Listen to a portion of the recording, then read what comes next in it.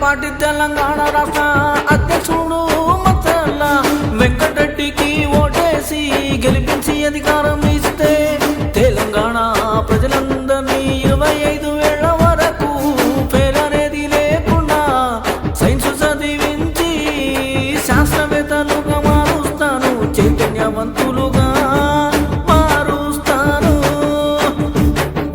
భారతదేశ చరిత్రలో కొన్ని ఒప్పందాలు పేపర్పై మాత్రమే ఉన్నాయి, కానీ వాటి ప్రభావం తరతరాలుగా కొనసాగుతుంది.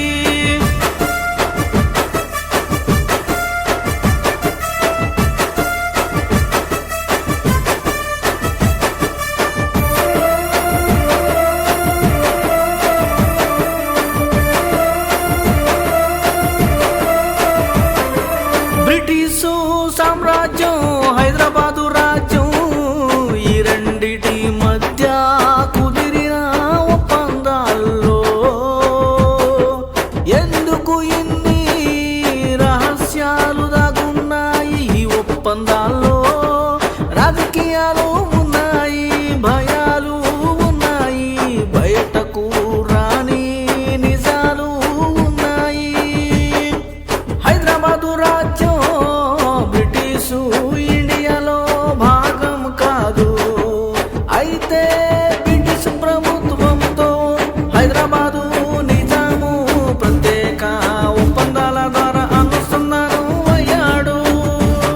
ఆ ఒప్పందాల ప్రకారం హైదరాబాదు అంతర్గత పాలన నిజాం చేతిలో ఉంటుంది.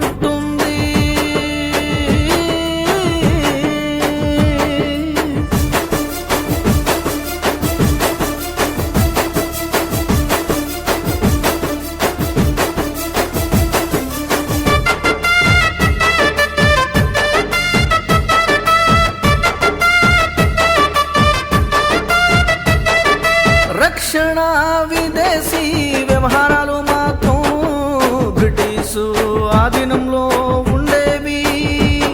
ఈ సమీకరణం బ్రిటిషుకు భద్రత, నిజాం రాజుకు అధికారాన్ని ఇచ్చింది.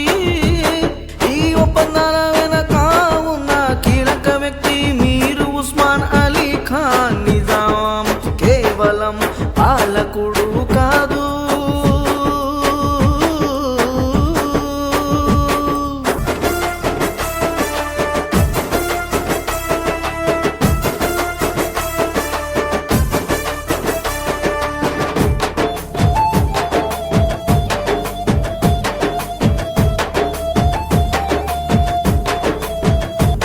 ఒక వ్యూహకర్త. బ్రిటిషు బలాన్ని అర్థం చేసుకున్నాడు. అదే సమయంలో తన రాజ్యానికి పూర్తి స్వాతంత్ర్యం కోల్పోకుండా సంతకాలు పెట్టాడు.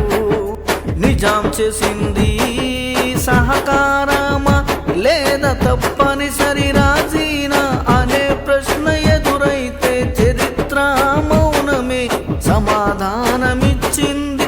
ఇదే సమయంలో హైదరాబాదు భారత ప్రభుత్వాల మధ్య స్టాండ్ స్టిల్ అగ్రిమెంట్